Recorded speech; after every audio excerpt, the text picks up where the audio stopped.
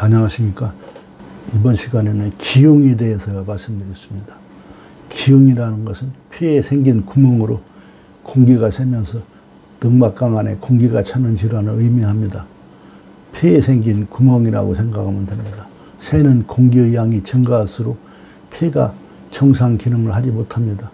흉곽 안으로 유입되는 공기가 배출되지 않을 경우 양쪽 폐와 심장 사이의 공간과 심장이 한쪽으로 쏠려 응급 상황이 발생할 수도 있습니다. 기흉은 자발성 기흉과 외상성 기흉으로 구분되며 원인도 이에 따라 살펴봐야 합니다. 1차성 기흉은 건강한 사람에게 발생하며 폐의 가장 윗부분 흉막에 있는 작은 공기주머니에 의해 발생합니다. 1차성 기흉의 원인은 분명하지 않지만 환자의 대부분이 키가 크고 말랐으며 흡연자인 것으로 보아 흡연과 관련이 있다고 생각합니다. 2차성 기흉은 본래 폐 질환을 앓고 있는 사람에게 발생합니다. 폐 질환의 종류로는 결핵, 악성 종양, 폐섬유증, 만성 폐쇄성 폐질환, 폐기종 등이 있습니다. 외상성 기흉은 교통사고나 뾰족한 물건에 찔린 상처 등으로 인해 가슴이 다쳐 폐 실질이 손상되어 발생합니다. 폐 조직 검사를 시정한 이후 발생하기도 하며 중환자실에서 인공호흡기 등과 같은 기계에 의하여 긴장성 기흉이 발생하기도 합니다. 여성의 경우 월경과 관련하여 발생하기도 합니다. 폐에 도움이 주는 음식이 있는데 모르는 분이 더 많습니다. 우선은 폐가 얼마나 나빠졌는지 확인을 해야 하니 좀 큰 병원 CT 촬영이 가능한 내과에 가셔서 폐 사진을 찍어봐야 합니다.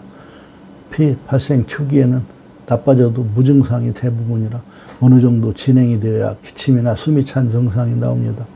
보통 사람들이 생을 마감할 때는 폐렴으로 생을 마감할 만큼 폐는 우리 몸에 아주 중요한 장기입니다.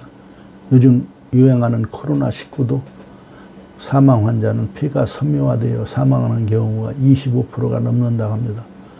안타까운 건 폐 질환의 종류가 150개까지가 넘는다고 하는 폐 전문의의 말씀인데 거의 대부분은 원인이나 치료법이 아직 개발이 안 되었다고 합니다. 현대의학의 발전으로 평균 수명은 길어졌다지만 어느 분야는 아직도 완치가 쉽지 않은 분야가 있는데 바로 폐질환입니다.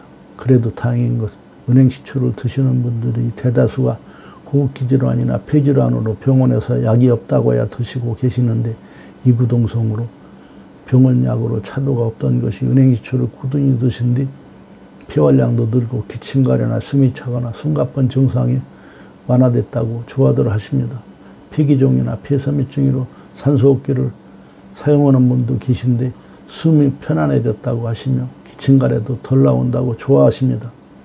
은행발효식초는 재래종 은행나무가 전국에서 제일 많아 은행마을이라고 이름 붙여진 고령 청라 은행마을에서 탄생된 겁니다. 아주 오래 수백 년 전부터 재배농가 사이에서 은행 발효즙이 호흡기 기관지 번식 폐결핵에 좋다는 알고 애용해왔습니다.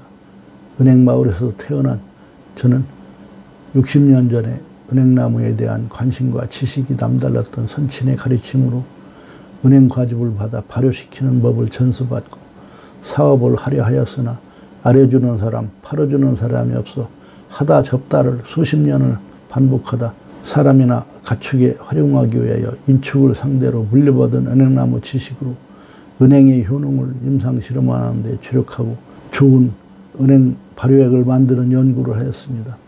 2008년에 한국은행나무 연구소를 설립하고 특허 출원과 발효식품으로 허가를 받아 2012년도부터 판매하고 있는데 소비자들이 호평을 받고 있습니다.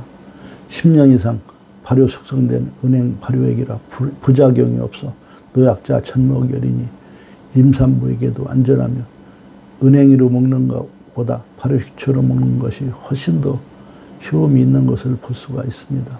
이상은 한국은행나무 연구소에서 기흉에 대해 말씀드렸습니다. 감사합니다.